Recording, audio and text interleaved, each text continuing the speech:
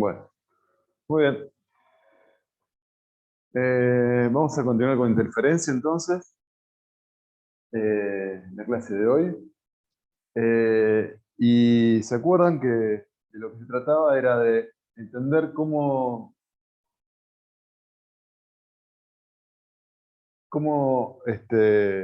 qué campo iba a detectar en cada lugar cuando a cada lugar podía llegar más de una señal, o sea, había más de una fuente, ¿no? Y entonces describimos matemáticamente cómo era el campo en un dado lugar, en un dado tiempo, proveniente de una dada fuente, ¿ustedes se acuerdan? Y lo que dependía era, esta era una fuente puntual, entonces emitía rayos radialmente en todas direcciones.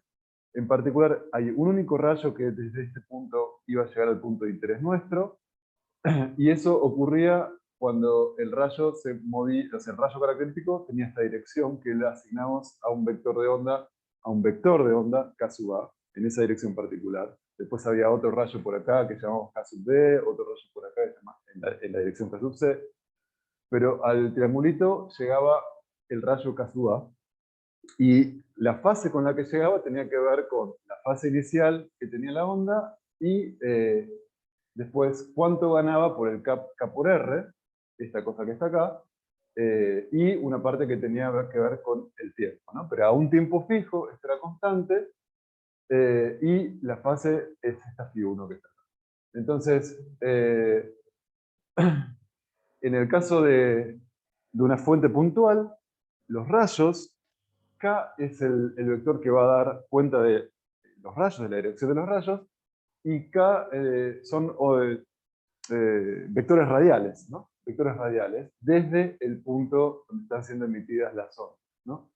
En particular, entonces, el K que a mí me interesa para ver la propagación hasta el punto triangular es un K que tiene módulo K, que es el número de onda que ya lo conocíamos, pero la dirección es R1, donde R1 es la dirección desde la fuente hasta el punto donde estoy analizando la perturbación. Y esta es la expresión vectorial de cómo aparece la fase espacial. Es K, que es el vector de onda, que tiene la información sobre el lambda, ¿no? Y también la dirección, producto interno, el punto donde estoy mirando desde el punto donde estoy mirando, ¿no? En este caso sería R.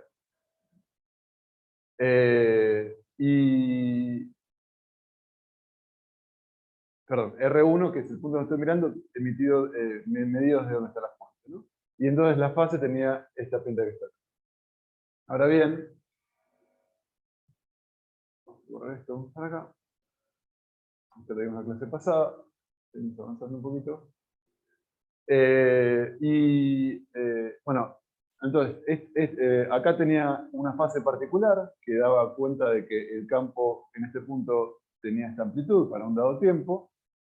Pero si yo mantengo K por R1 constante, todos los puntos que tengan K por R1 constante, a ese tiempo van a tener la misma fase. Así que eso me define una esfera de puntos donde todos tienen la misma fase, que son los puntos que van a estar en el frente de otro. Bueno, muy bien. Ahora, eso está bueno para describir la situación de una fuente puntual donde yo tengo frentes de ondas esféricos. ¿Saben? Pero habíamos visto que también que podíamos pensar en frentes de ondas planos, ¿no? ¿Y cómo describo matemáticamente frentes de ondas planos? ¿Saben?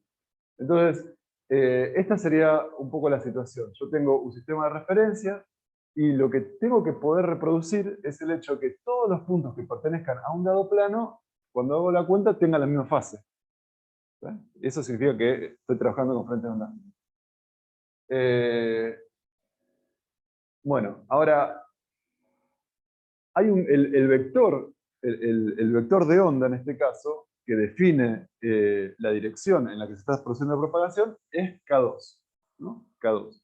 Y K2 es el vector que ahora es perpendicular a los planos, ¿no? Si K2 estuviera así, bueno, estaría hablando de frente de ondas que serían planos, pero estarían siempre perpendiculares a K2, ¿no? Siempre de onda, porque siempre el frente de onda es perpendicular a la dirección de propagación.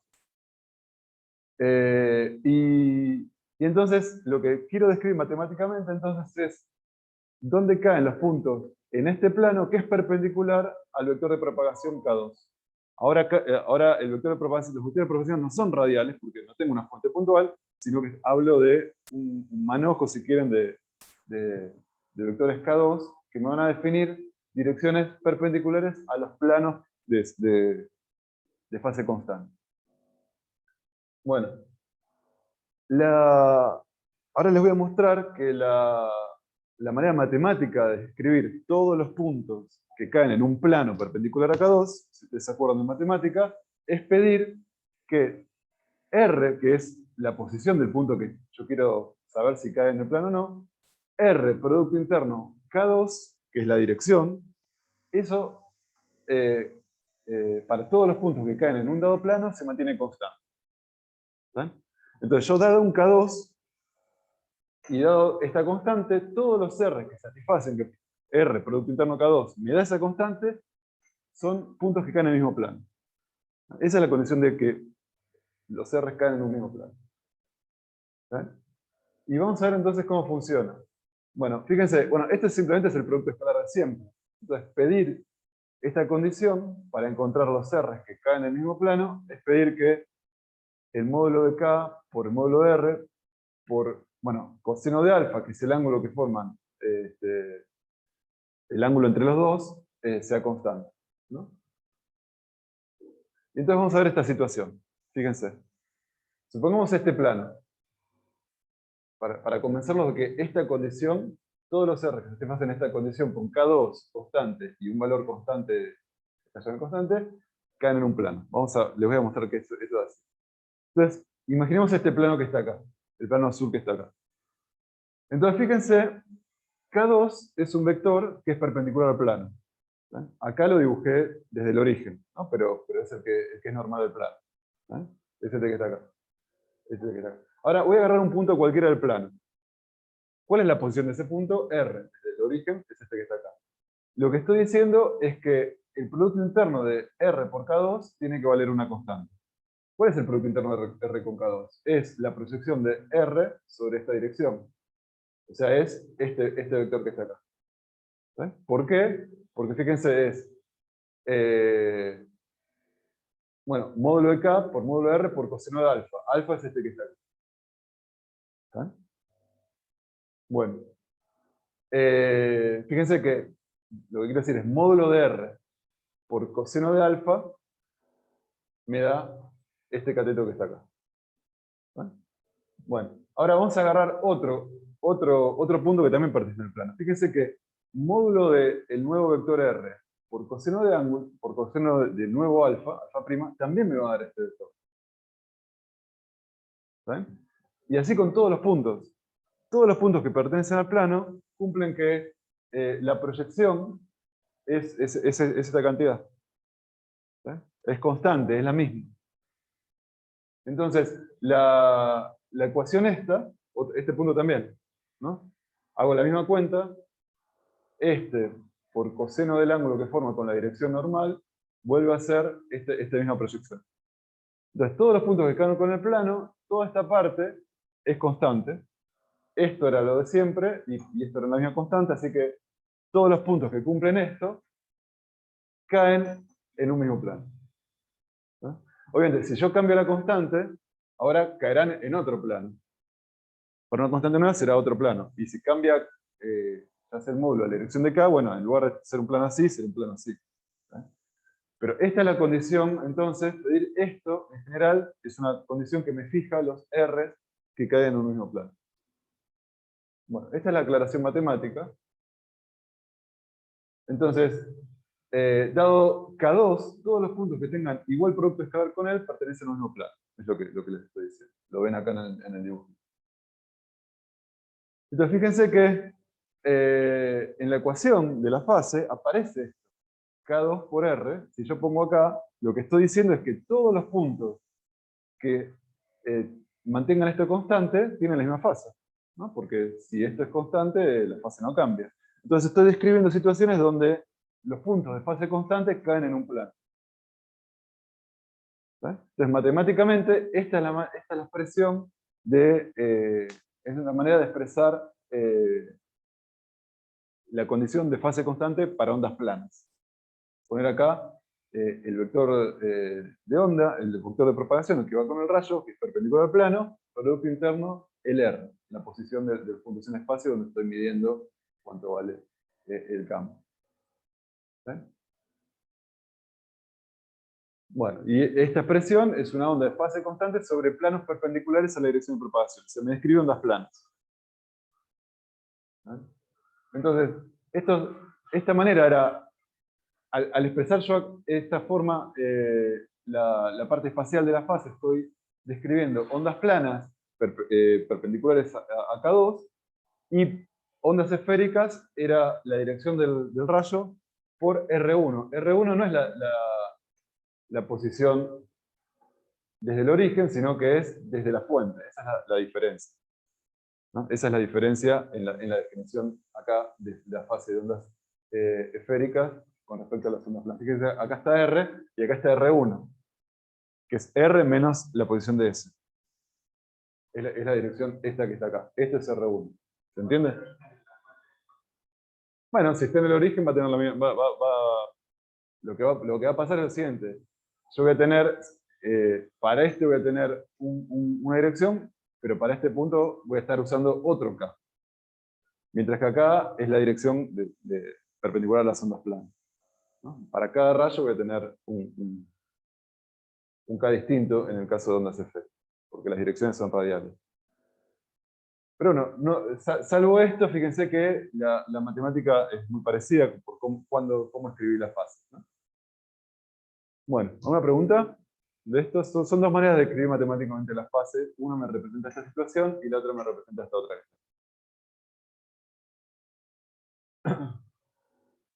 Bueno, entonces seguimos. Entonces, bueno, ya sabemos cómo describir matemáticamente ondas planas y ondas esféricas. Vamos a trabajar con ondas planas, ¿está bien? Y ahora vamos a hacer matemáticamente lo que ya sabemos que pasa. O sea, vamos a recitar varias veces el mismo concepto que ya vimos con la cuba de ondas, que ustedes ya lo conocen. Ya lo enunciamos en lenguaje español, digamos. Ahora lo vamos a ver en lenguaje matemático. Pero ya sabemos en lenguaje español que si yo tengo dos fuentes, en un punto dado van a llegar en fase de acuerdo a cómo es la diferencia de caminos, por ejemplo. Y cuando están en fase inicial, las fases iniciales son iguales y la diferencia de camino era un número entero de veces lambda, habíamos dicho que esperamos que un máximo, porque iban a llegar en fase. Y cuando una se desfasaba en otra, en medio lambda, iban a interferir destructivamente. Bueno, eso es así. Ahora lo vamos a ver de manera matemática. ¿Eh? Lo vamos a ver bien de manera matemática. Bueno, entonces pensemos en esta situación. Tengo dos ondas planas que están avanzando. Y bueno, en cada punto del espacio voy a tener una y otra, y quiero ver cuánto vale la perturbación total. Entonces tengo esta, por ejemplo. Además pueden ser que, fíjense, están oscilando, como son vectores, estos que están acá, puede ser que se dé este caso. Esta está oscilando en el plano vertical, pero esta tiene una componente también en el plano horizontal. ¿Eh? No tienen por qué ser colineales las dos perturbaciones. Este es un caso bien general, ¿no? Una onda plana oscilando en la dirección vertical y acá está oscilando en esta otra dirección. Y las dos, bueno, van a llegar, por ejemplo, al punto P. ¿Y qué tengo en el punto P? Bueno, en el punto P tengo la suma de las dos. Son las dos ondas planas, una que se mueve en la dirección K2, ¿está bien? Que está acá, y otra que se mueve en la dirección K1, una oscilando verticalmente, porque E02 está en esta cosa, y otra oscilando en la dirección donde está oscilando E01. Eso es lo que tengo acá. Y en el punto P tengo las dos, la suma de las dos.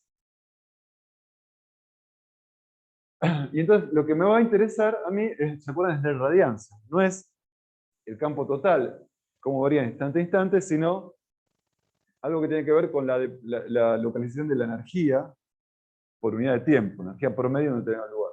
Y eso era la irradiancia, que tenía que ver con, ¿se acuerdan? El módulo cuadrado del campo que tengo en ese punto, pero tomarle promedio temporal, que es esto que está acá. Pero el campo este es el campo total, es la suma de los dos campos. Esa es la diferencia, si quieren, con lo que tenía antes. Entonces voy a hacer esta cuentita. Les voy a mostrar cómo queda. El campo total es E1 más E2, vectores, son vectores, ¿no? Entonces, el campo total al cuadrado es E1 más E2, producto interno E1 más E2. Eso es el campo total al cuadrado. Distribuyo, es el campo 1 al cuadrado más el campo 2 al cuadrado más 2 veces el producto de 1 a 2. ¿Vale? Y lo que tengo que hacer ahora es tomar el valor medio temporal. Simplemente lo dejo expresado acá. Así que la irradiancia, fíjense que va a tener un término que tiene que ver con la irradiancia que produciría la fuente 1, más la irradiancia que produciría la fuente 2, más algo nuevo que aparece, si quieren, que es este término que está acá, que justamente es el que me va a hablar de la interferencia, ¿no? Esta cosa, un producto interno, qué sé yo, cuando los dos están apuntando al mismo lado va a ser positivo, pero si uno está para arriba y otro está para abajo va a ser negativo, ¿no? Entonces puede sumar o restar, puede haber interferencia constructiva y destructiva. Este es el origen del fenómeno de interferencia, ¿sí? El tercer término que está acá. Bueno, entonces voy a poner un poquito de matemática usando un ejemplo, el que veníamos laburando. Me voy a fijar qué pinta tiene el término de interferencia, ¿no? Y para eso voy a escribir quiénes son los campos. Los campos se acuerdan que era la amplitud y después el coseno por la fase 1 y el otro era el coseno por la fase 2, ¿no? Entonces, me queda una cosa así, que fíjense, tiene una parte espacial y constante y otra parte temporal, ¿no? Y a mí me va a interesar separarlas porque tengo que hacer el promedio temporal. Entonces, el promedio temporal va a afectar a lo que tiene tiempo, no a lo que no tiene tiempo. Entonces voy a tratar de descomponer esto para separar la parte temporal de lo que no es temporal, para poder hacer el promedio. Y para eso voy a definir esta phi1 que involucra la parte espacial y la fase inicial. Y lo voy a separar de la parte temporal.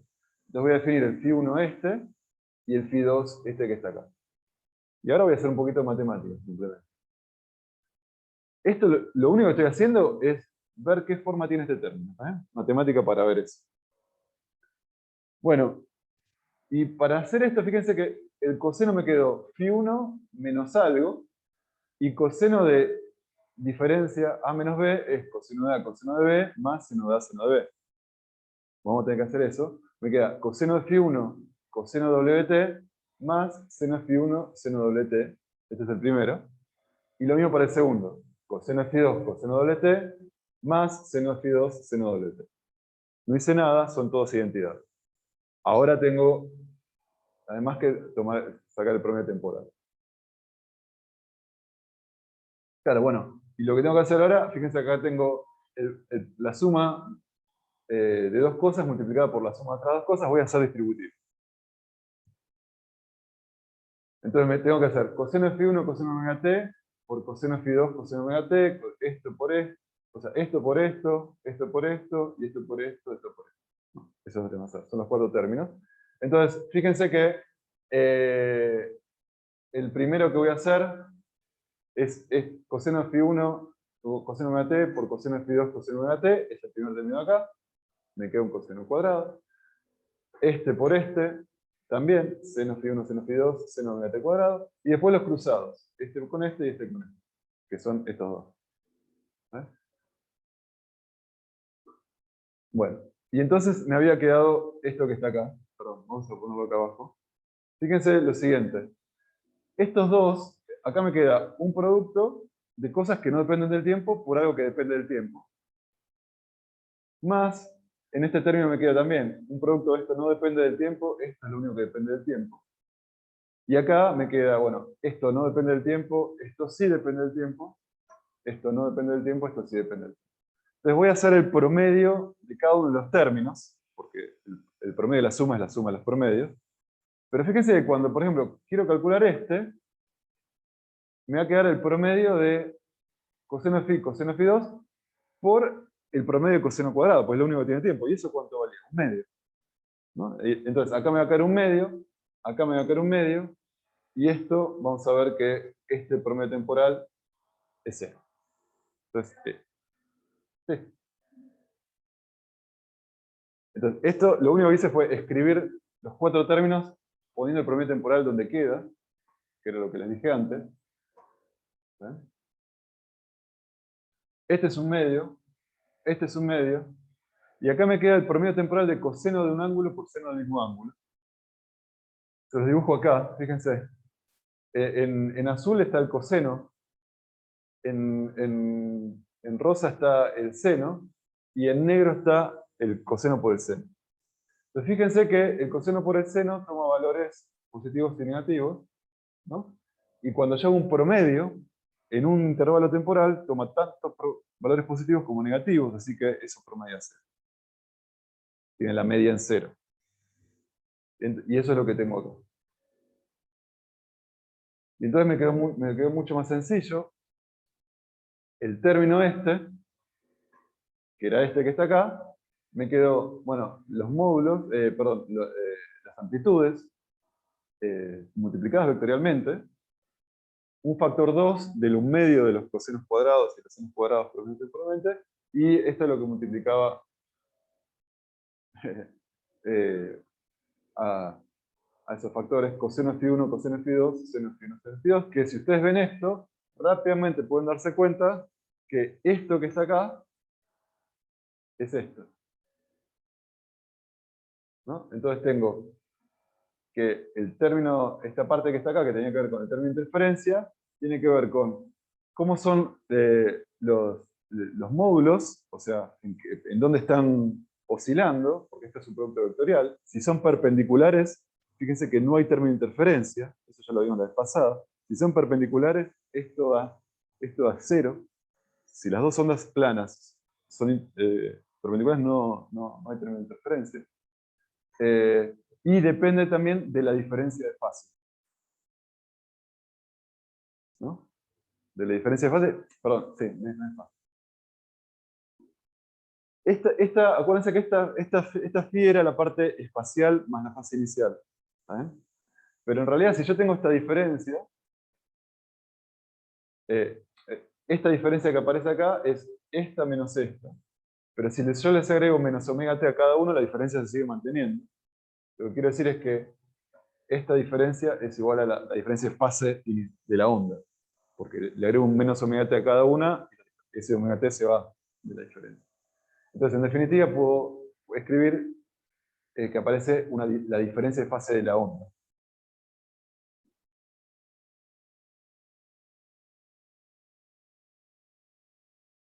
Y entonces, esto es el término. Y entonces acuérdense que estamos analizando dos ondas planas, y estamos viendo cómo era la irradiancia en un dado punto, y nos concentramos en el término de interferencia, y encontramos que tenía esta pinta.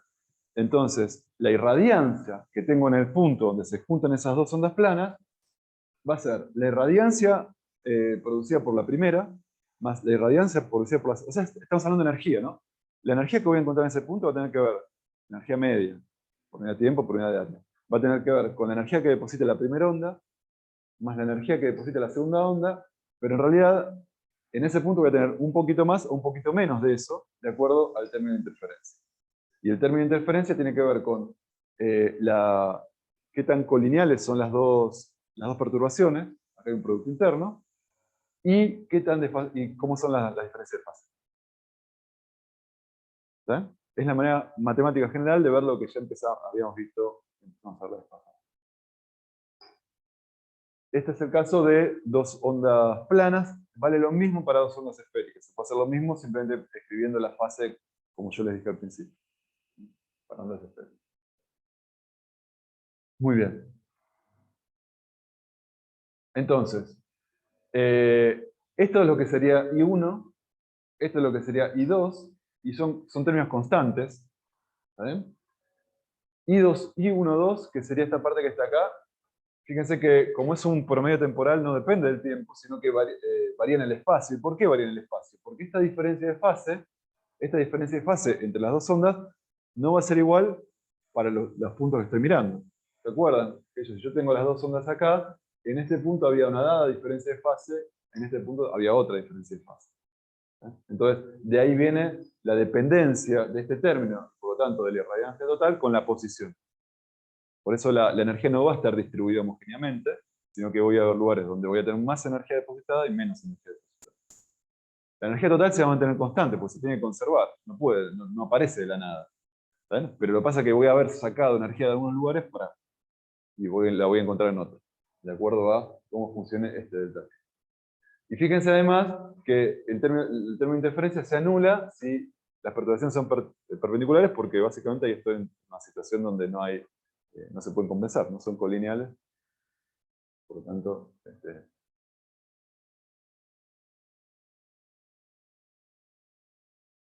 bueno,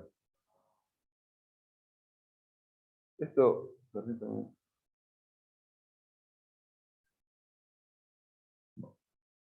Entonces, estas eran las conclusiones. Bueno, entonces, habiendo hecho la aclaración esta de que acá hay un producto interno, en lo que sigue nos vamos a concentrar en situaciones donde los campos son colineales. ¿Sí?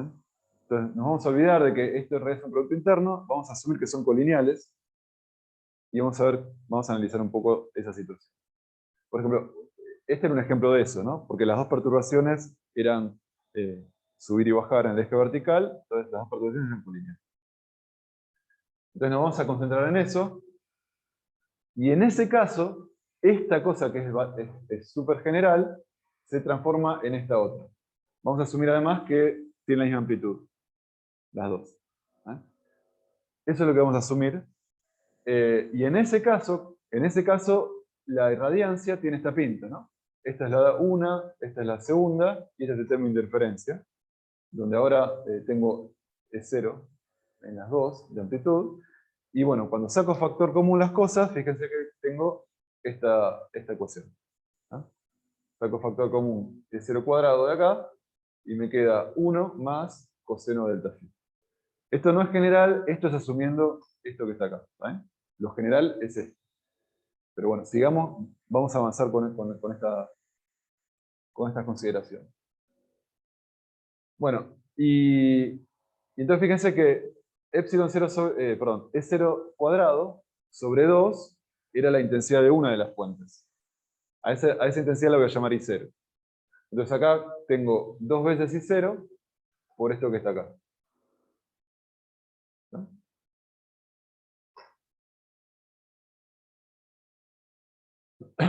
Y ahora, a veces esta cosita que está acá, este paréntesis que está acá, que es 1 más coseno delta phi, es muy fácil ver que 1 más coseno delta phi es lo mismo que 2 veces coseno cuadrado de delta phi sobre 2. Créanme un segundito. Esto que está acá es 2 veces coseno cuadrado de delta phi sobre 2. Y entonces, esta es una y quiero llegar acá porque esta es una expresión que va a aparecer mucho en los ejercicios, para cuando ustedes empiecen a ver interferómetros, etc. Pero acuérdense que llegamos a esto asumiendo que esto es válido para ondas cuyas perturbaciones son colineales, ¿está bien? Y de la misma amplitud. Y de la misma amplitud. Entonces, esto que está acá se puede llevar a esto que está acá. Esto se los voy a dejar en la transparencia, pero es lo que les digo. Fíjense lo que les mencionaba antes, es que 1 más coseno de un ángulo es lo mismo que 2 veces coseno cuadrado del ángulo sobre 2. Entonces lo que les muestro acá es que 1 más coseno de un ángulo es 2 veces coseno cuadrado del ángulo sobre 2. No es muy difícil. El único truquito es decir, bueno, tengo coseno del ángulo, bueno, lo voy a pensar como que tengo coseno del ángulo sobre 2 más ángulo sobre 2. Abren acá, que es esto que está acá, y le queda coseno cuadrado menos seno cuadrado. 1 menos seno cuadrado es coseno cuadrado de delta sobre 2, y le queda 2 veces coseno cuadrado de delta sobre 2. Es muy fácil. El único truquito es este que está acá. Y después sale. Bueno. Y sale esto, ¿no? Entonces, les recuerdo, esto es la interferencia de dos ondas cuyas perturbaciones son paralelas y de la misma amplitud. Y esto es correcto, entonces. Este, por ejemplo, se podía aplicar a este caso. Si pensamos que estamos en una región donde las olas no se achican, o sea, siguen siempre con la misma amplitud, estas no decaen con la distancia, decaen muy débilmente con la distancia y la amplitud de la perturbación, esta es una muy buena aproximación para describir esto que está. Y también para escribir un montón de cosas de interferómetros que van a ver más adelante. Bueno, entonces, ya sabe, o sea, de vuelta, esta es la descripción matemática de algo que ya sabemos. Porque ya sabemos que pasa esto, ¿no? Y sabemos por qué pasa, cuál es la física de lo que pasa.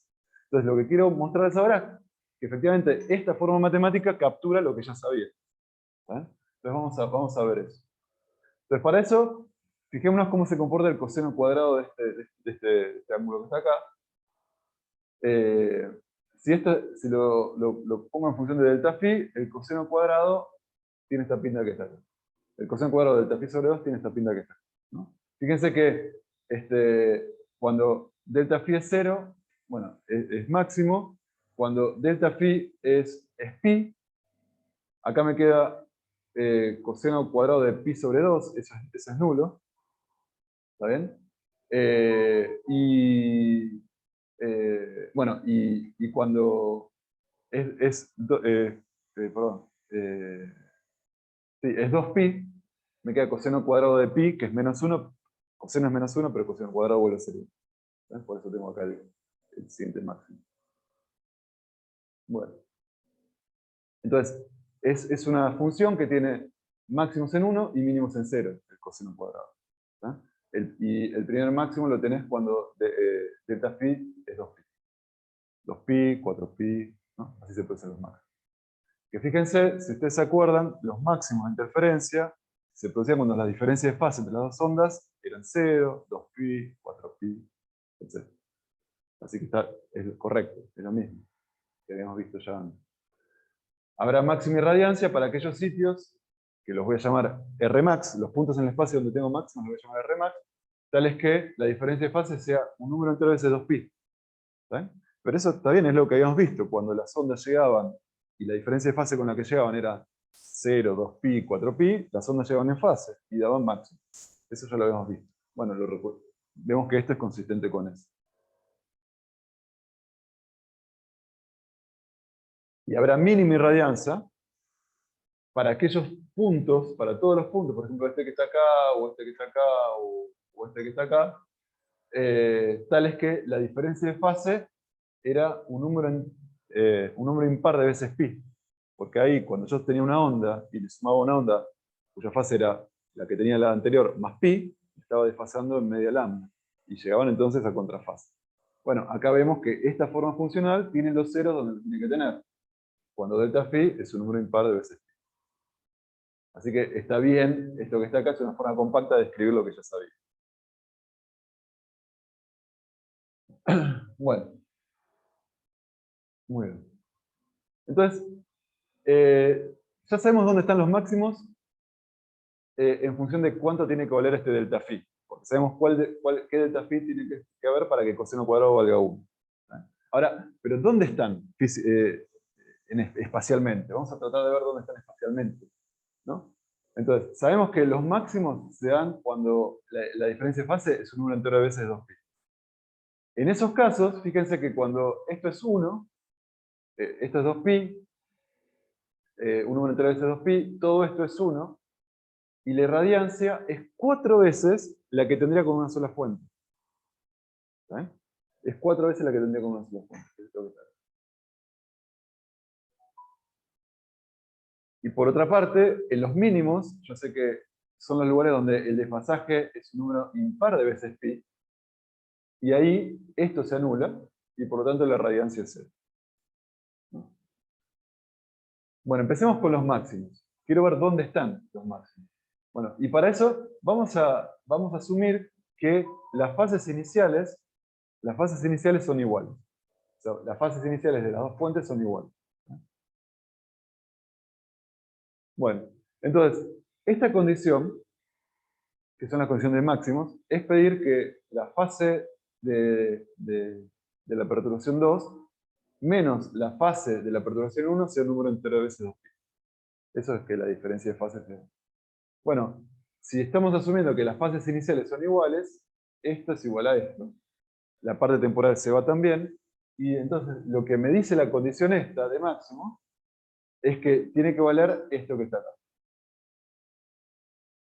Es que K, por la diferencia de caminos ahora, porque no estoy hablando más de diferencia de fase, empecé con la diferencia de fase, pero esto se fue, con esto, así que me quedó una condición sobre diferencia de caminos. Que cada vez la diferencia de caminos tiene que ser un número entero de veces 2pi. O lo que es lo mismo, la diferencia de caminos tiene que ser un número entero de veces 2pi sobre k. ¿Pero qué es 2pi sobre k? Lambda. Entonces, vemos que pedir que la diferencia de fase sea un número entero de veces 2pi es pedir que la diferencia de caminos sea un número entero de veces lambda. Que era lo que habíamos visto, ¿no?, en la clase pasada también. Eso siempre y cuando, fíjense que para llegar de acá a acá, usé que las fases iniciales eran las mismas. Por eso esta se nos fue con esto. Entonces, cuando las fuentes están en fase, pedir una diferencia de fase, una condición una condición sobre la diferencia de fase es lo mismo que pedir una condición sobre la diferencia de camino. Porque esta parte desaparece. Bueno, y entonces en particular vemos que los puntos donde voy a tener un máximo son los puntos donde la diferencia de camino, esta que está acá, es un número entero de veces lambda. ¿Lo entendían? Bueno.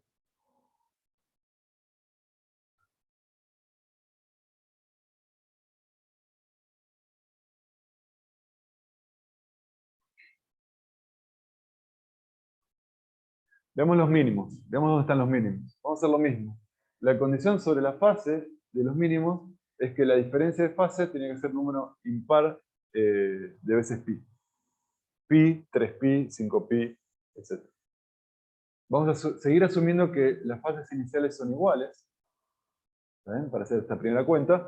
Y entonces, cuando hacemos que la diferencia de fase la escribimos explícitamente, tenemos esto menos esto. Pero como las diferencias de fase son iguales, las iniciales se van a ir y la parte temporal también se va. Así que lo que estamos pidiendo, nuevamente, es que la diferencia de caminos geométricos sea, en este caso, un número impar de veces pi sobre k. Fíjense que acá yo puedo meter el pi acá adentro y me queda 2mpi más pi, ¿no? Y entonces, esto es lo mismo que sobre k, es lo mismo que m veces más un medio lambda. ¿Todos ven esto?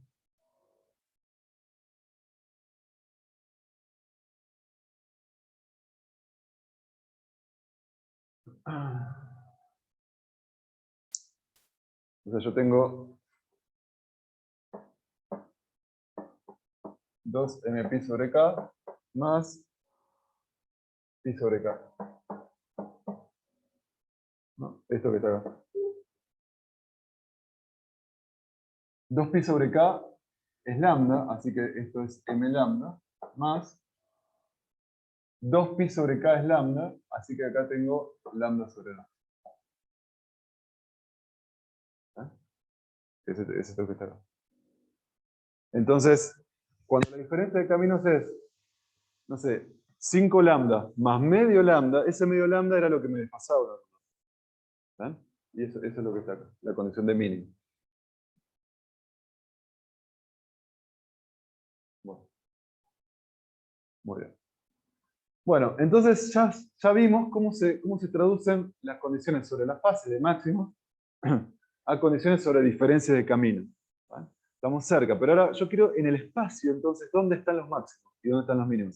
Todavía no llegué a eso. Yo sé que la diferencia de caminos, o sea, esta es una ecuación que implícitamente me dice dónde están los puntos máximos. Son todos los puntos donde, si yo mido la diferencia de caminos entre la fuente 1 y la fuente 2 a ese punto, eso me tiene que dar m veces lambda. ¿Eh? Pero no me dice dónde está. Bueno, y lo mismo con la ecuación para los números. Es una ecuación, entonces, que me dice dónde están de manera implícita, pero desde el punto de vista matemático, es una ecuación que me define una figura geométrica que se llaman hiperboloides de revolución. Sí, sí, hiperboloides de revolución. Con focos en los puntos donde estoy midiendo las distancias. ¿Eh? ¿Qué son estas cosas que están acá? Fíjense.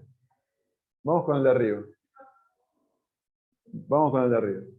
Acá tengo la fuente 1 y la fuente 2. ¿Está bien? Fuente 1 y fuente 2. Este punto P, en el espacio, supónganse que es un máximo. ¿Sabes? ¿Qué quiere decir? Que la diferencia entre este camino y este camino es un número entero de veces lambda. Que se pongan de 3 veces lambda. 2 veces lambda. ¿Eh? Ahora, fíjense, estas figuras que son como hiperboloides, y se llaman de revolución porque, dado este eje, tienen simetría de revolución con respecto al eje, porque yo muevo el punto así no cambia la distancia. ¿Eh?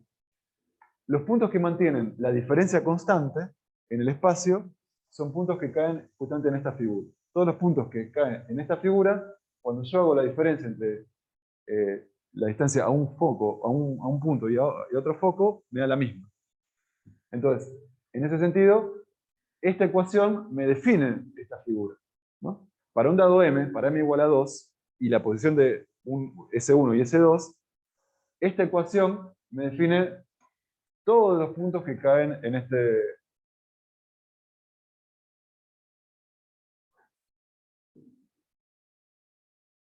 No, ¿cómo se bota? Un segundito.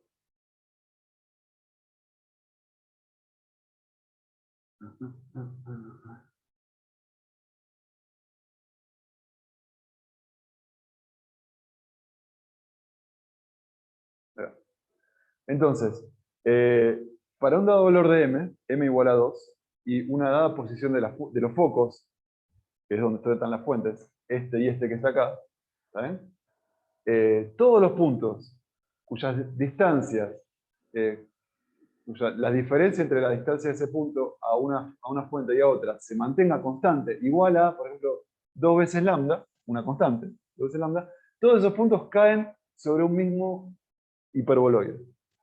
¿Se entiende? ¿Se entiende eso? Eh, entonces, y todos estos puntos cumplen además que justo este hiperboloide es un hiperboloide donde la diferencia de caminos es un número entre veces lambda. Así que van a ser un máximo de interferencia, todos esos que están ahí. ¿Se entiende? Entonces, en el espacio, todos estos puntos van a recibir una interferencia constructiva. ¿Sí?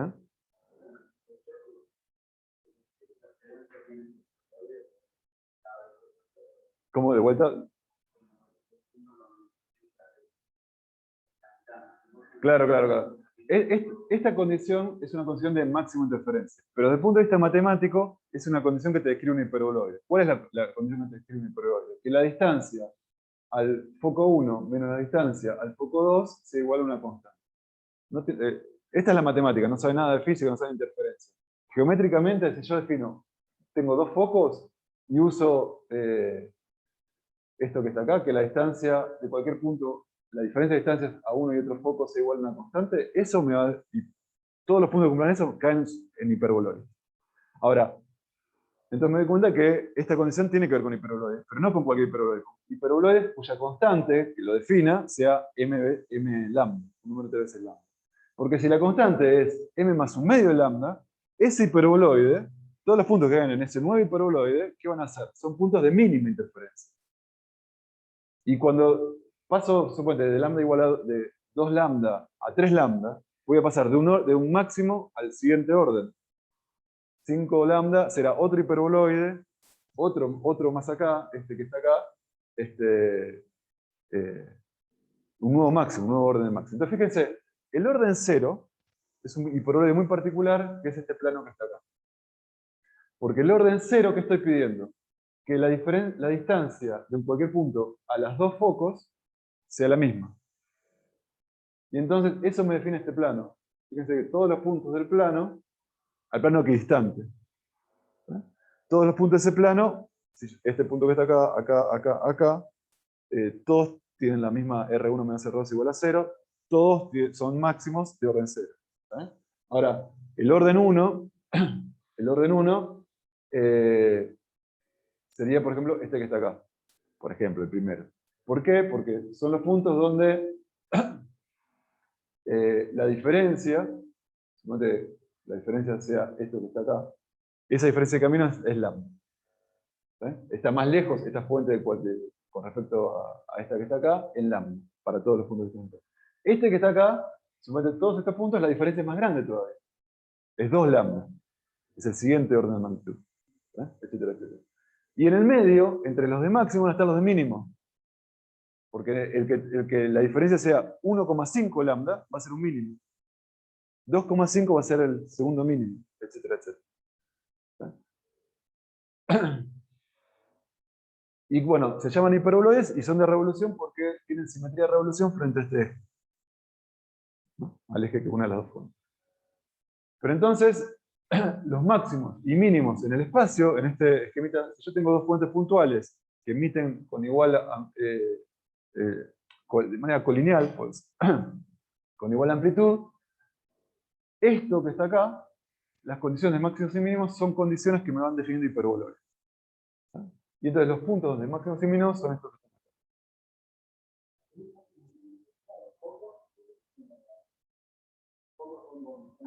Los focos son, claro, acá me preguntan qué pasa, el tema de los focos. En este caso, la ecuación a la que yo llegué, la ecuación a la que llegamos sin saber nada de hiperboloides ni de nada, era esta que está acá, ¿no? Y lo que yo, donde Rmax2 y Rmax1 era la posición del punto que estoy mirando, medida desde una fuente y de la otra, la fuente 1 y la fuente 2. Lo que yo me doy cuenta es que si yo considero que las fuentes son los focos, esto me define el hiperboloide que tiene focos donde están las fuentes. Que son estos que están acá. Justamente acá en el dibujo, acá lo ves. ¿Eh?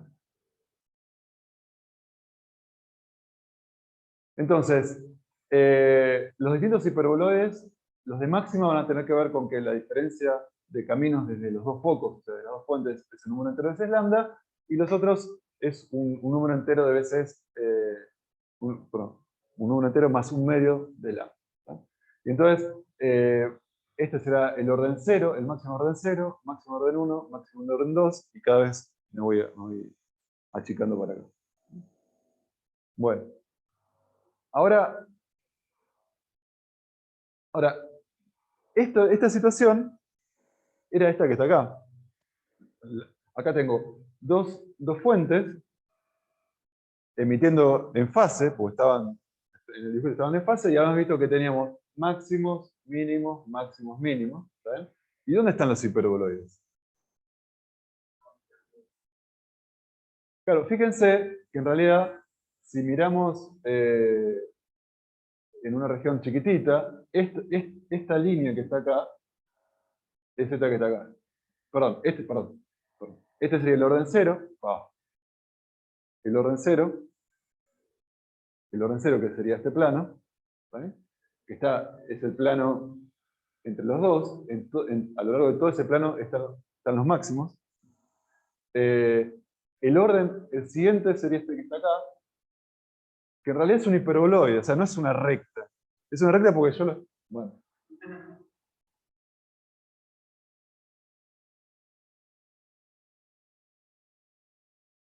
¿No? Es un hiperboloide, pero es un hiperboloide que crece y tiene una parte que se parece a una recta en esta parte que está ahí. ¿Se entiende? Pero en realidad es un hiperboloide matemáticamente. ¿Sí? Y acá estaría el otro hiperboloide que va creciendo para acá, etcétera, etcétera. ¿Se entiende? Entonces, efectivamente, en el espacio bueno, y además estoy viendo en un plano, ¿no? Estoy viendo en este plano, acá que está acá. Estoy viendo en este plano y eso es lo que veo. ¿No? Esos son los cortes que estoy viendo. Y entonces acá tenés los distintos órdenes, que son los distintos hiperboloides. De máximos y de mínimos. Bueno. Entonces, si yo tengo dos fuentes, ¿está bien? Las hago interferir, ¿qué es lo que veo? Porque esto es el patrón que fluye, pero yo lo que voy a hacer es, típicamente tengo dos fuentes, voy a poner una pantalla, y en la pantalla, en distintos puntos, va a llegar intensidad, en promedio va a llegar energía, o sea, irradiancia, voy a tener irradiancia máxima o mínima sobre la pantalla, ¿no? Porque la pantalla va a capturar esa energía lumínica y yo voy a ver franjas iluminadas y oscuras. ¿Eh? Entonces, fíjense ¿qué pasa? A ver, si yo tengo una pantalla acá arriba, frente a dos fuentes que están emitiendo en fase y de manera coherente para producir este fenómeno de interferencia. ¿Qué es lo que veo sobre esta pantalla? ¿Alguien me podría decir?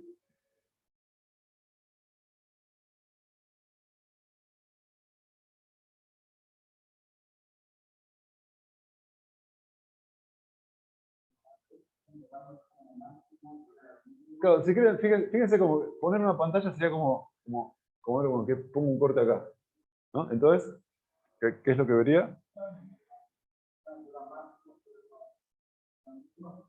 Claro, fíjense, es verdad eso. Acá vería un máximo acá una zona oscura, otro máximo acá, zona oscura, etcétera, etcétera. Y si la pusiera acá, o sea, la pantalla la pongo acá. Pongo una fuente acá, otra acá y la pantalla acá. ¿Qué es lo que vería?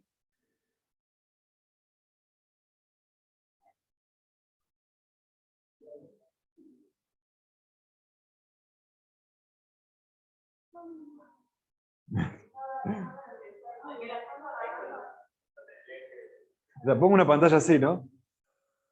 ¿Qué es lo que vería? Bueno, claro que vería círculos. Porque estaría viendo, estaría cortando los hiperboloides así o así. ¿Vale? Entonces, de hecho, acá arriba vería una zona de franjas iluminadas, oscuras, iluminadas, oscuras, iluminadas, oscuras, que son estas que están acá, con cierto ancho. ¿Vale? Y esta que está acá abajo vería estos cortes. O sea, yo estoy cortando el hiperboloide, y entonces en determinadas partes estoy recibiendo máximos, estoy recibiendo luminosidad, después acá tengo otro hiperboloide mínima, no tengo un mínimo, después el siguiente máximo, etc. Entonces, ¿se ve? Entonces tengo dos fuentes y de acuerdo a donde yo pongo la pantalla voy a estar cortando los hiperboloides de distintas maneras y voy a poder ver esto o esta vista, ¿no? Con estas dos, en esta situación. Bueno, ¿y se acuerdan que habíamos visto que cuando pasaba, bueno, cuando, ¿se acuerdan? ¿Qué pasaba con el patrón? Se corría, ¿no? Porque ahora tenía que compensar con más camino de un lado para compensar la diferencia de fase que tenía. Entonces se corría por un lado para el otro. Entonces, ahora vamos a ver un poco qué pasa con esto. Las ecuaciones, esto es lo mismo. Esta es la ecuación de irradiancia. Acá estaba la diferencia de fase. Y entonces, la diferencia de fase, la condición de máximos es que sea un número entero de seno pi. Pero ahora la diferencia es que acá tengo epsilon 1 y epsilon 2, no son iguales. Y no, entonces, lo que tengo es que la condición de máximo se va a la parte temporal, pero la condición de máximo tiene que ver con k veces la diferencia de camino, pero tengo que tener en cuenta ahora que hay un delta de fases iniciales, no nulo. Y entonces, cuando yo paso el delta epsilon para este lado y paso el k para este lado, la diferencia de caminos no es directamente m lambda, sino que es m lambda menos algo. ¿Eh? Que es esto que está acá. Entonces, fíjense que el orden cero ahora, el orden cero se produce no cuando los dos caminos son iguales, sino cuando la diferencia de caminos es esto que está acá. Entonces, el orden cero va a estar no cuando los dos caminos son iguales, sino cuando uno es un poquito más largo que otro para compensar la diferencia de fase epsilon 1 y epsilon 2. Eso es lo que da cuenta de que se corrió lo que vimos antes, que se corrió el patrón. Bueno.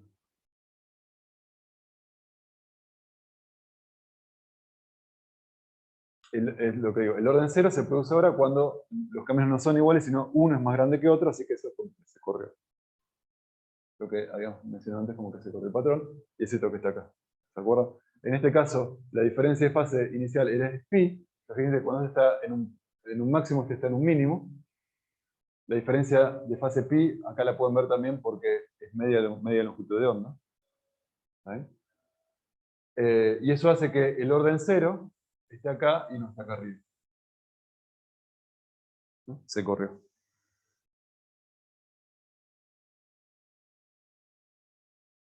Bueno, y los mínimos lo mismo. Los mínimos también se corren. Es lo mismo. Bueno, muy bien. Bueno, hacemos un intervalito. Esos son los IPROEs los que se corren. El eje. Sí, sí, exacto. Exacto.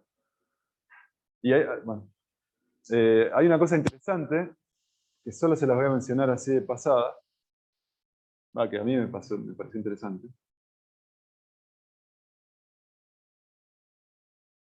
que es que con estas cosas uno puede aprender a dirigir la emisión hacia un lado, ¿no? Porque yo manejando el desfasaje de las dos ondas puedo decir, bueno, el máximo orden cero lo voy a hacer que vaya para allá, no para allá, sino para allá, o para el otro lado. O sea, y toqueteando la diferencia de fase puedo lograr que el orden cero vaya a diferentes direcciones. ¿Eh? Y así como lo puedo hacer cuando yo emito, también lo puedo hacer con cosas que yo recibo. Entonces, si yo empiezo a escuchar cosas eh, con distintos micrófonos, digamos, coherentes entre sí, si escucho en fase, voy a prestar más atención a cosas que están viniendo en esa dirección. Ahora, si escucho, digamos, agregándole una diferencia de fase a un micrófono con respecto a otro, voy a empezar a escuchar cosas que vienen predominantemente de otra dirección. Entonces, así en telescopios que usan estos temas de interferómetros, cambiando el desfasaje con lo que yo estoy recibiendo las señales, puedo tener un interferómetro que está mirando para acá, o para acá, o para acá, y recibir señales de distintos lados. O sea, la diferencia de fase tiene que ver con eso, con el cambio de direccionalidad, tanto de cosas que son emitidas como cosas que recibo para poder recibir la señal interfiriendo. Bueno, si quieren después podemos hablar un poquito más. Pero bueno, vamos a intervalo, seguimos en 15 minutos y 20.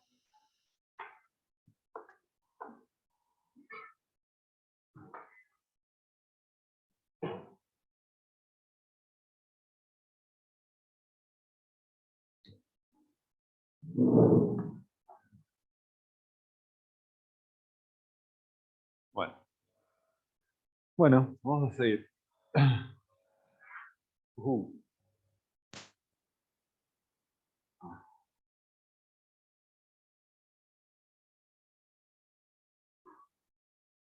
¿Alguna pregunta? ¿Vamos bien más o menos? ¿Ahí en casa? No, por ahora todo bien. Bueno. Bueno. Muy bien. Entonces, ¿qué estuvimos haciendo? Estuvimos analizando el caso de dos fuentes coherentes, o sea, que emitían cada una perturbación. Y en el caso en que esa perturbación, las perturbaciones sean colineales y de la misma amplitud, llegamos a esta expresión para la irradianza. La distribución de irradiancia en el espacio. ¿Saben? Esta que está acá.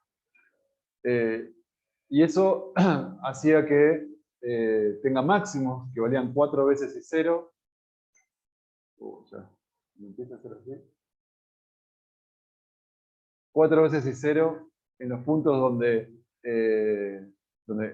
delta phi era eh, un número entero de veces 2pi. Eso era esta. No se ve nada, ¿no? ¿Qué puede pasar? Un segundito.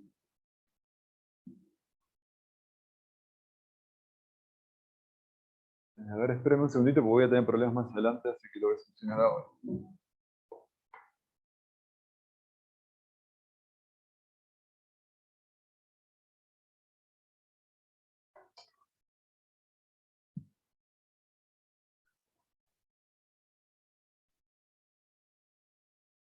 Bueno, vamos.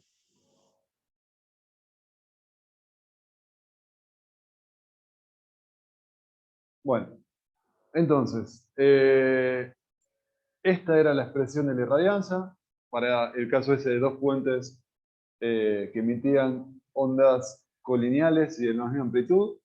Y la condición de máximos traducida a qué pasaba en el espacio tenía esta pinta. Para el caso donde las fases permitíamos que las fases iniciales puedan diferir, esta era la ecuación de máximos, dónde estaban los máximos, y estas las ecuaciones de los mínimos. ¿Vale? Muy bien. Ahora, hay algo que no hicimos todavía énfasis, que es en lo siguiente. Fíjense que es muy importante que la diferencia de fases iniciales de las dos fuentes se mantenga constante en el tiempo. ¿Por qué? Fíjense, acá aparecen las diferencias de fase iniciales. Y habíamos dicho que era como que el patrón entero, si cambiaba esa diferencia, se movía para un lado o para el otro, ¿no? Entonces, imagínense que estoy en un punto, si esas diferencias no se mantienen constantes en el tiempo, ese punto a veces va a tener luz, a veces no va a tener luz, porque esto va a estar cambiando todo el tiempo. Entonces, la fase con la que las dos ondas llegan a un punto dado va a cambiar todo el tiempo, porque la geometría es la misma, se mantiene constante, pero esto, si cambia en el tiempo constantemente, hace que ahí a veces tenga un máximo, un mínimo, y en promedio no veo interferencia, porque a veces voy a tener más, voy a tener menos. Cuando da el promedio temporal, el término de interferencia se vaya a cero. Entonces, esa es la razón por la que no vemos interferencia de manera cotidiana. Porque usted puede decir, bueno, pero ¿por qué no hay interferencia? Si tengo una fuente ahí, otra fuente ahí, y no veo interferencia. Bueno, lo que pasa es que la condición esta, la condición que todavía no habíamos mencionado, era que la fase con la que emiten esas fuentes tiene que permanecer constante en el tiempo. Porque si no, los patrones se mueven todo el tiempo y en promedio cualquier punto recibe la misma intensidad. ¿Se entiende? Entonces, para ser detectado, realmente, el patrón de interferencia tenía que quedar quieto por lo menos un tiempo dado. ¿Ah? El patrón de interferencia podrá ser detectado solo si no varía en el tiempo, ¿no? Porque si cambia todo el tiempo, se promedia a cero eh, el, el efecto de la interferencia. O sea, para ser detectable la diferencia de fases iniciales, esta cantidad que está acá, entre las fuentes, tiene que parecer constante. Si no cumplen esa condición, no van a producir interferencia. Y por eso no vemos interferencia de las múltiples fuentes que iluminan nuestra vida.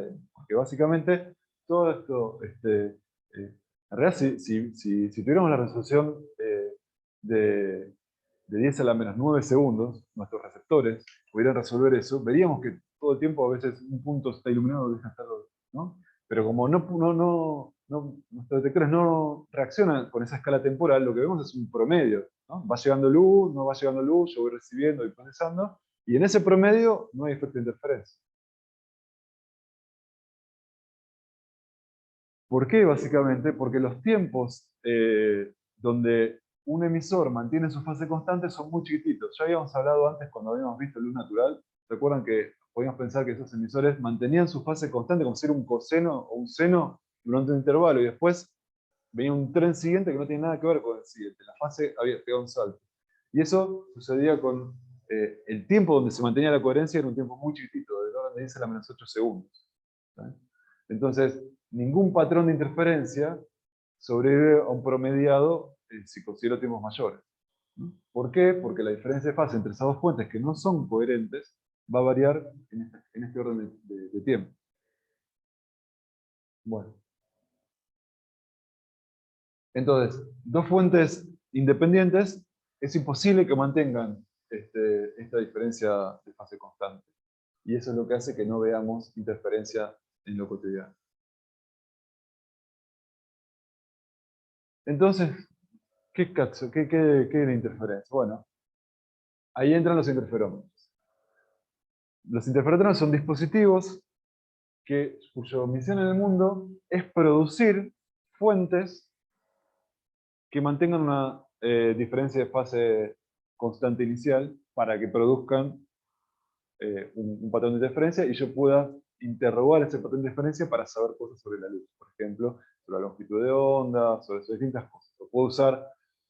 Bueno, lo puedo usar para medir distancias, para un montón de cosas. Entonces, básicamente son dispositivos que generan fuentes que mantienen una relación de fase inicial constante. Y entonces puedo ver la interferencia de esas fuentes.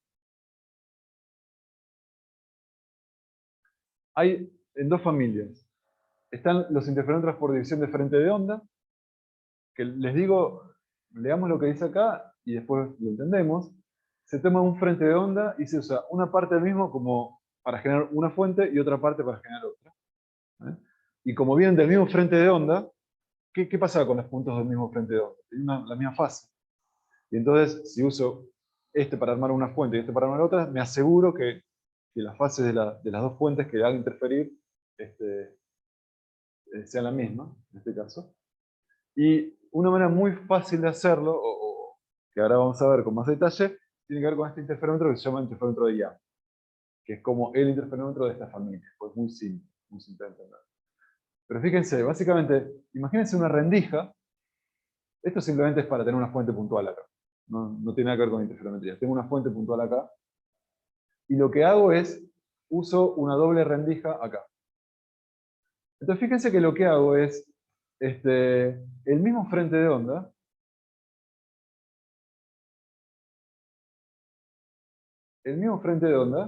uso parte para generar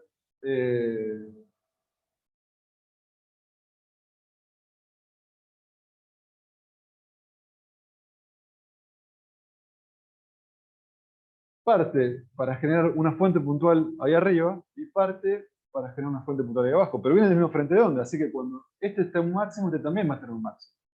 Entonces, a los efectos de lo que pasa de acá para adelante, tengo dos fuentes emitiendo en fase. ¿No? Y bueno, ya resolvimos el problema ese. Todo lo que vimos hace un ratito eran dos fuentes emitiendo en fase. Ya sabemos que hay hiperbolores, ya sabemos todo eso. ¿Tá? Lo que hacen los interferómetros es generar estas fuentes. ¿Tá? Bueno, y entonces lo que vamos a ver, pongo una pantalla acá, voy a ver un patrón de franjas, estas que están acá. Ahora lo vamos a ver un poquito más de detalle, pero básicamente acá ven como usando distintas partes del mismo frente de onda, me genero dos fuentes y las hago interferir.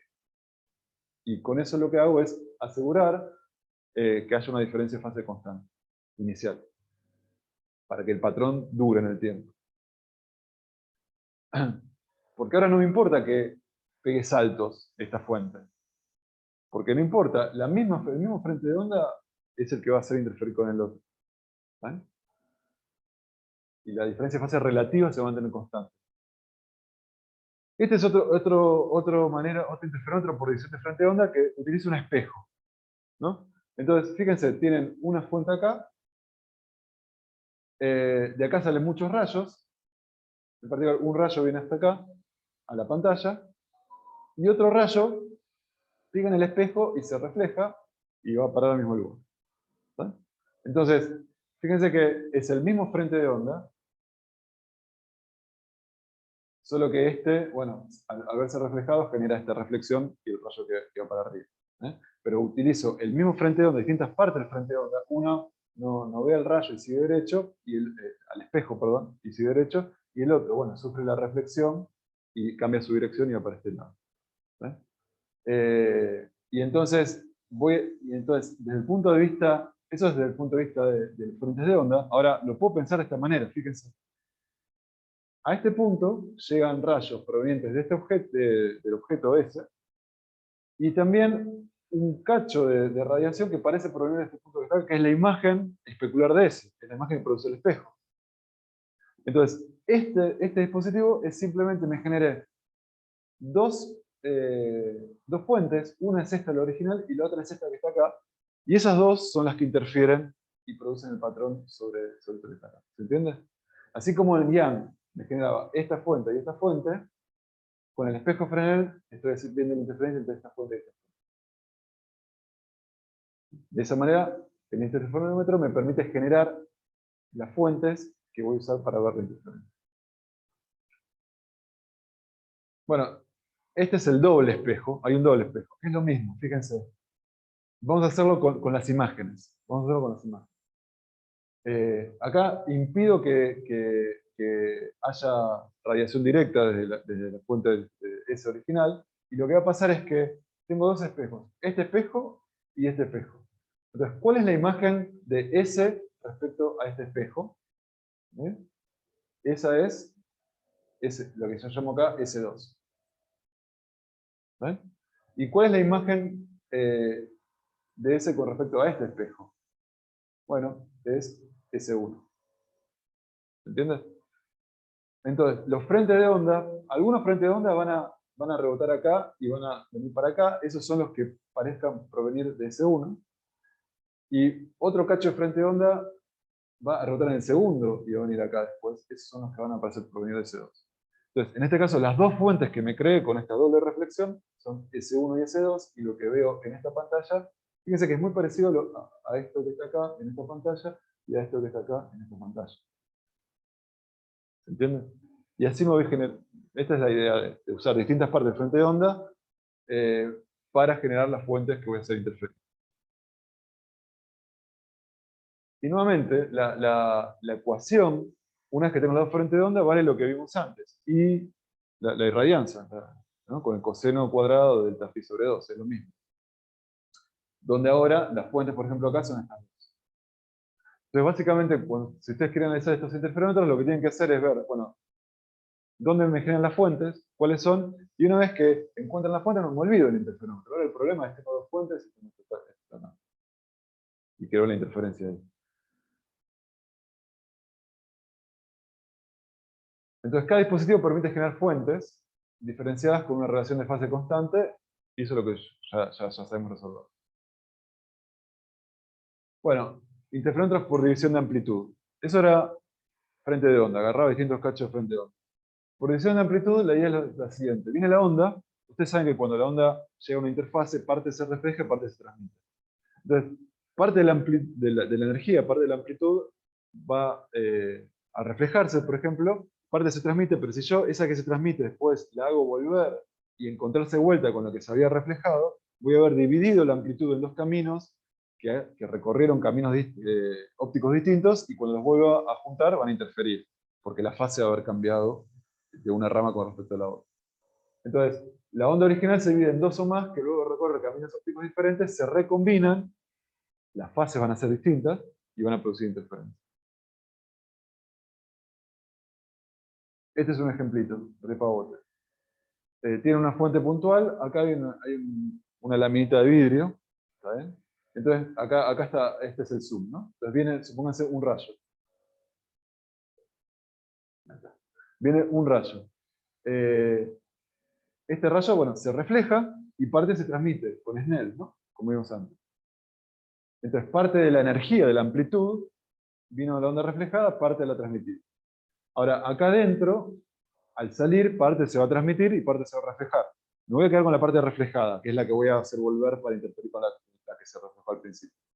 Entonces, en esta parte se transmite y ahora parte se refleja, y acá me voy a quedar con la que se transmite. ¿Ven? Es esta que está acá. Entonces, al final, voy a tener una onda que hizo esto, un camino, y la otra que recorrió este otro camino que es un poco distinto, ¿no? Entonces, ahora tengo estas dos, que son estas que están acá, que tienen fases distintas. ¿Por qué? Porque la de acá abajo recorrió un camino distinto. Ahora vamos a aprender a calcular esa diferencia de fase. ¿Y cómo las hago interferir? Y, por ejemplo, una es esta y otra es esta. Son rayos que salen con igual inclinación. Y si yo acá pongo una lente convergente, rayos paralelos van a converger a un mismo punto sobre el plano focal. ¿Se acuerdan? Y en ese punto, ahora no es solamente óptica geométrica, estoy pensando en la fase con la que llega. Entonces, en ese punto voy a hacer converger un rayo que viene con una fase, otro rayo que viene con otra fase. Y bueno, y si llegan en fase va a ser de interferencia constructiva, pero puede ser que llegan a contrafase y va a ser destructivo. Al azar, ¿por qué decir? Ah, porque es la misma onda, ¿no? Es la misma onda. Acá, vemos acá. Hasta acá es la misma onda. Bueno, tarda más tiempo, pero si esta diferencia de caminos no es tan grande, podés quedarte en el tiempo de coherencia, porque ahora eso lo vamos a ver. Podés quedarte en el tiempo de coherencia. Obviamente, no, cuando empiezas a jugar y haces interferir un rayo con otro que recorre un camino muy diferente, ahí vas a estar haciendo interferir trenes distintos y ahí perdés el patrón. Pero mientras te mantengas más o menos en un rango que ahora vamos a calcular, vas a poder. Bueno, esto se llama franjas de igual inclinación. Y de vuelta, lo que hicimos es, dividimos la onda original en dos, que luego de recorrer caminos diferentes, las recombinamos y vemos cómo interfieren. Bueno, este es otro, básicamente lo mismo. Lo vamos a ver más adelante, y creo que este es otro también. Pero básicamente es lo mismo.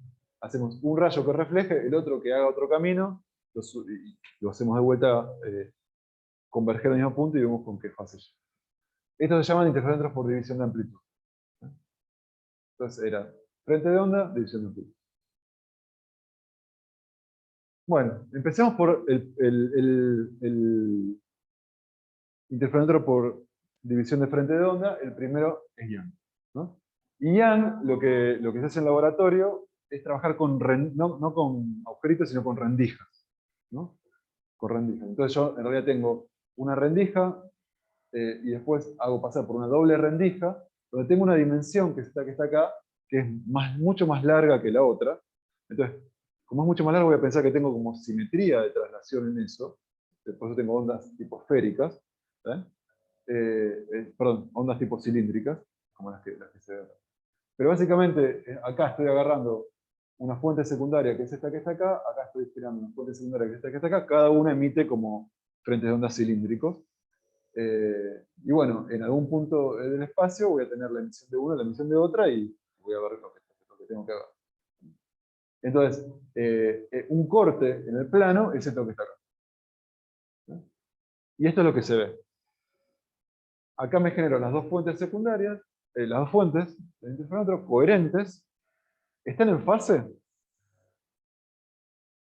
¿Por qué están en fase? Claro. Pero, ¿qué pasaría si si este punto, esta rendija, en lugar de estar acá, estuviese acá abajo? Fíjense que si esto está acá, el camino en llegar hasta arriba es más grande que el camino en llegar abajo. Así que la fase con la que tengo que considerar que esta emite no va a ser igual a esta, sino que va a ser un poquito. Entonces, si yo descentro la doble rendija de la inicial, voy a hacer que que voy a tener lo mismo, pero con esta fuente en una fase distinta a esta, y por lo tanto, el patrón de franjas, ya sabemos qué va a pasar. Se va a correr. ¿Eh? Entonces, ese es el efecto de que no estén alineados. ¿Eh? Por ahora vamos a seguir con el alineado, pero el efecto es que se va a correr este patrón. ¿Por qué? Porque voy a tener un epsilon 1 y un epsilon 2 distintos. Y como vimos, eso corre todos los órdenes, por un lado para el otro. Y eso, bueno, si lo tengo para este lado, esta va a estar con una fase mayor que esta, y si está acá arriba, esta va a estar con una fase mayor que esta. Lo voy a correr por un lado para el otro. Bueno, entonces ya sabemos que va a haber, además, esto que son la intersección del plano este con los hiperboloides. ¿Se acuerdan? Con los hiperboloides. Pero vamos a ver una expresión matemática para ver dónde caen los máximos y los mínimos sobre esto que está acá. ¿Eh? Bueno,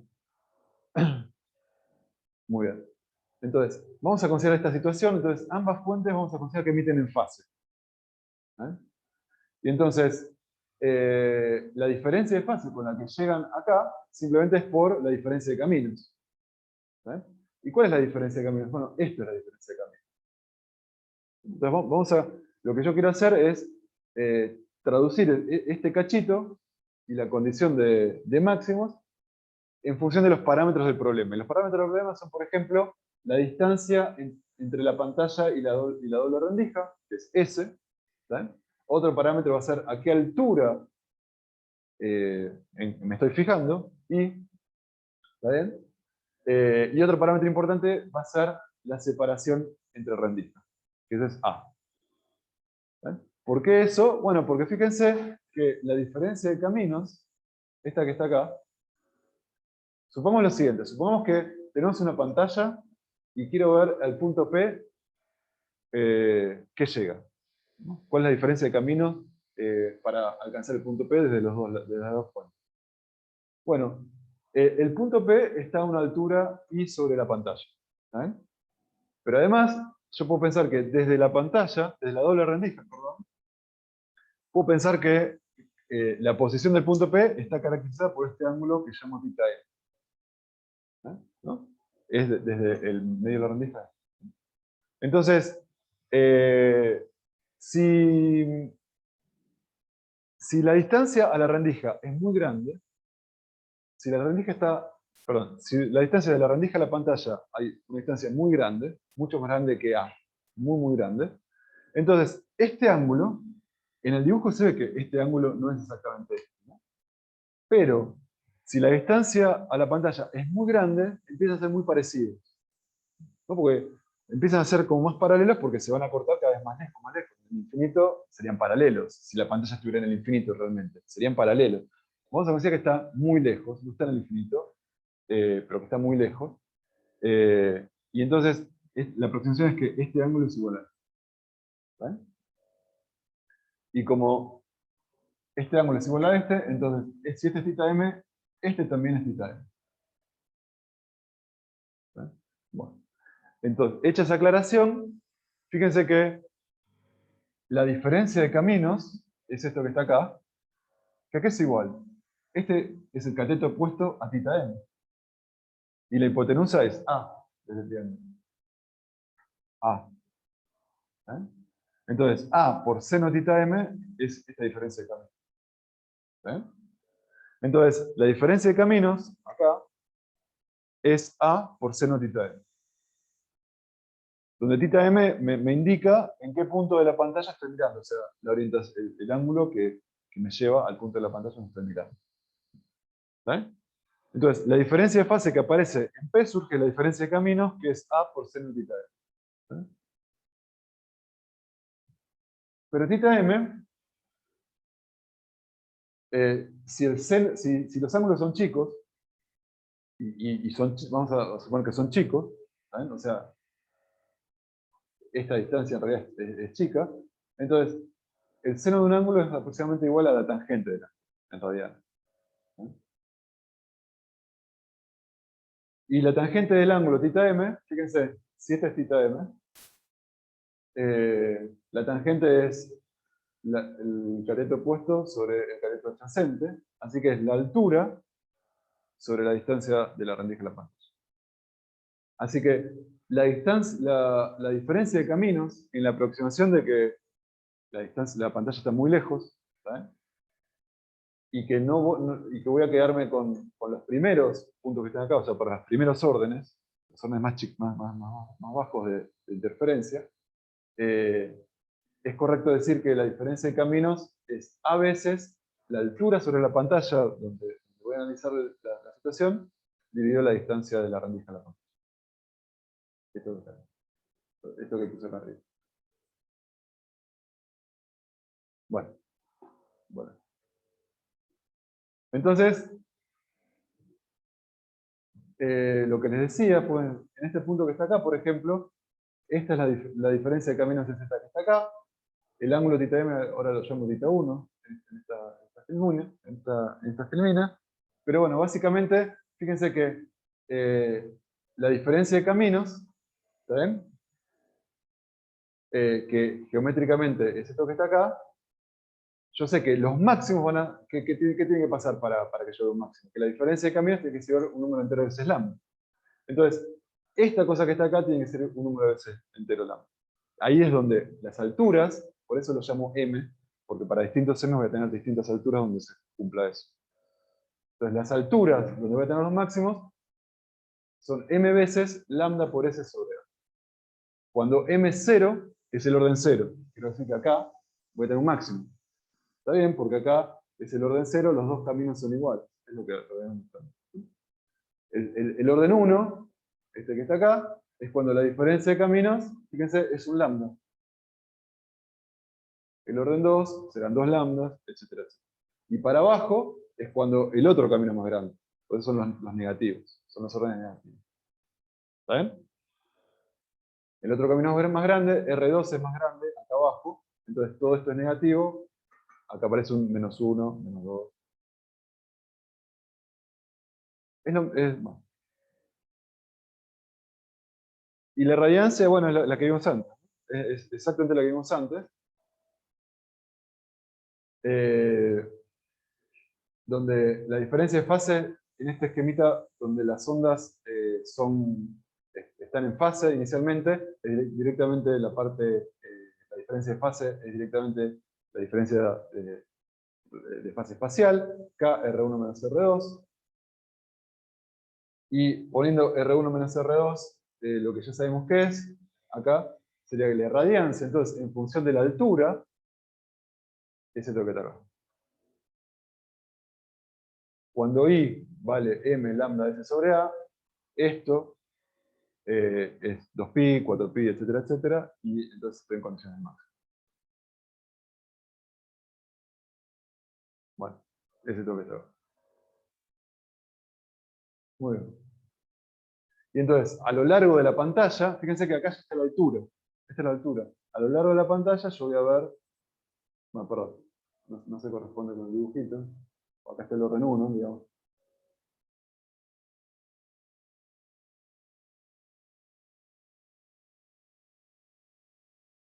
Vería un orden acá, otro de acá, etcétera, etcétera, ¿no? Este sería el orden 0, el orden 1, el orden 2, el orden 1. Muy bien.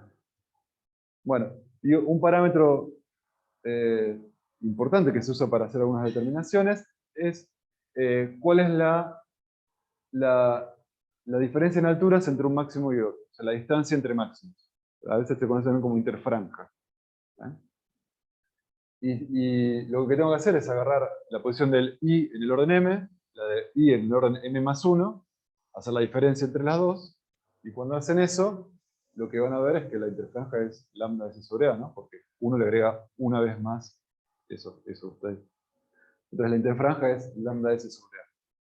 Fíjense que la interfranja depende de la longitud de onda y de parámetros geométricos, ¿no? De la distancia entre las fuentes y la distancia, la distancia a la fuente y la distancia de la pantalla. Entre rendijas y la pantalla. Bueno, entonces fíjense, estas son las dos fuentes de Young. Esto sería como la pantalla donde yo veo la distribución de irradiancia en función de esa coordenada. Y como vemos acá, fíjense que no tengo los máximos y no tengo los mínimos, depende de la longitud de onda también. Entonces, en amarillo voy a tener un patrón, pero en rojo puedo tener otro, porque el lambda es distinto. En lugar de estar acá, va a estar acá. De hecho, eso es lo que sucede. Si trabajáramos con distintas longitudes de onda, en el orden 0, fíjense que todas convergen. O sea, todos tienen un máximo de orden 0, sin importar la longitud de onda, porque es m lambda. 0 por lambda, 0, no importa el lambda. Entonces, acá vería blanco, pero en los órdenes subsiguientes me sirven para empezar a separar los colores. Porque fíjense que ya al orden 1, acá la posición exacta es lambda, es proporcional a lambda. Entonces, longitudes de onda más largas van a estar más alejados del centro que las más cortas. Y entonces voy a tener el azul para un lado y el rojo para el otro lado. ¿No? Una cosa así. Este sería monocromático, el de arriba, y el de abajo sería con esta longitud de ondas. El orden 0 se mezclan todas, pero en los otros órdenes ven que los lambda caen en una posición ligeramente diferente a los máximos. Y bueno, y lo último que les quería decir era un poco lo que decía acá el compañero. Un warning, ¿no?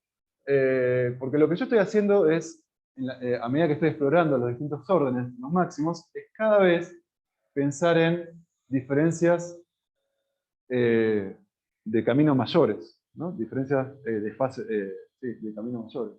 En particular, si me voy a órdenes muy grandes, las diferencias de fase van a ser grandes también.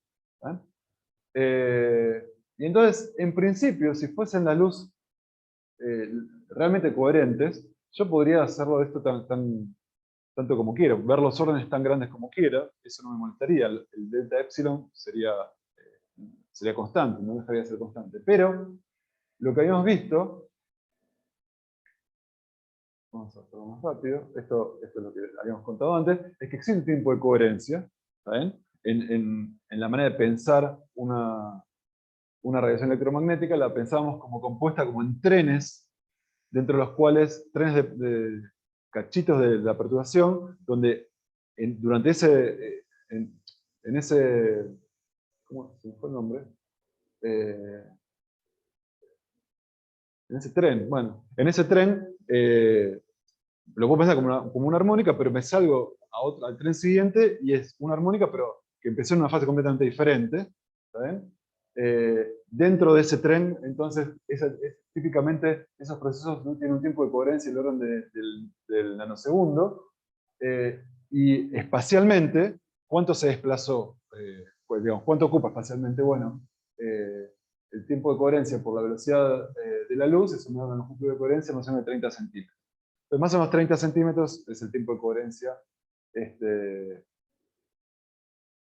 donde puedo pensar que hay una fase constante. ¿Es 30 centímetros o 3 centímetros? El láser tiene orden de metro, pero esto me parece grande. Bueno, no importa. Es una cantidad finita. Quiere decir que espacialmente lo puedo pensar de esta manera. Lo puedo pensar de esta manera, conceptualmente, ¿no? Es como que tengo trenes, dentro de cada tren estoy en una parte armónica, y el siguiente tren que me cambio, que más o menos está a una distancia de centímetros del otro, ya estoy en otra, con una fase al azar, ¿no? Un salto de fase al azar. Entonces fíjense lo siguiente, si yo tengo las dos fuentes de Young, que vienen de la fuente que puse más a la derecha, ¿saben? Durante un tiempo la fuente de la derecha emite de manera coherente, pero después de que pasó ese tiempo de coherencia, lo que viene después no tiene nada que ver con lo que viene antes. Entonces, en un dado momento, si yo saco una foto, puedo tener esta situación, ¿no? Donde tengo, bueno, acá todo un paquete que me mantenía dentro del tiempo de coherencia. Bueno, esto era lo que salió de la fuente de arriba, esto es lo que salió de la fuente de abajo. En otro instante ya estaba en otro paquete, pero que estaban las dos fuentes, la de arriba y la de abajo, porque venía de acá, ¿no? Y así con todo. Ahora, si yo hago interferir lo que viene de la fuente de arriba y lo de la fuente de abajo en un dado punto, si cuando llega el paquete G2, llega también el G1, no tengo problema, porque ambos venían del paquete G que venía de acá. ¿Ven? ¿Ven? Y eso sucede, bueno, siempre y cuando este punto haga involucrar una diferencia de caminos que no sea tan grande, ¿no? Porque ¿qué puede pasar? Si yo tengo un punto más alejado, supónganse, y cuando acá llega el paquete I, arriba por otro camino llega el paquete H, entre ellos no había una diferencia de fase constante, porque uno venía aunque venían de la misma fuente, ¿no? Pero la fuente misma no era coherente. Y entonces voy a estar interfiriendo paquetes que recorrieron caminos distintos, pero además que vienen de paquetes que no eran coherentes entre sí. Entonces, en este punto ya no voy a poder ver interferencia, porque todo el tiempo me va a estar saltando, se va a promediar a cero. Eso sucede cuando la diferencia de caminos es grande y yo empiezo a involucrar entonces estos paquetes diferentes, estos trencitos diferentes. Entonces, si la diferencia de caminos es menor a la longitud de coherencia, si la diferencia es menor a la longitud de coherencia, yo no voy a tener problemas y voy a estar haciendo interferir paquetes H con paquetes H, paquetes G con paquetes G, etc. Pero, si cuando la diferencia de caminos involucrada en el orden que estoy analizando, esta que está acá, es mayor que la longitud de coherencia, que es esta que está acá, entonces a este punto van a llegar paquetes mezclados, que no guardan una relación de coherencia entre sí fija, y por lo tanto no voy a ver interferencia ahí, se va a promediar a cero.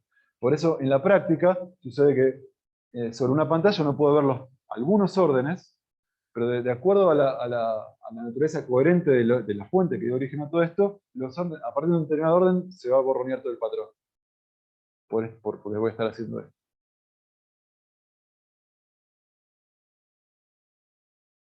Bueno, y en ese caso, si la diferencia de caminos es mayor a la longitud de coherencia, no se produce interferencia, y el término de interferencia va a ser cero, porque era un promedio temporal, acuérdense, la radiancia.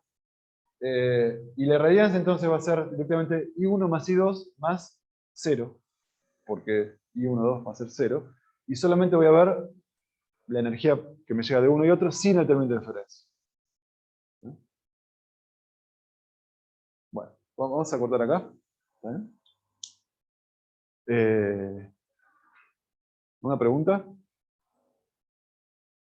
¿No?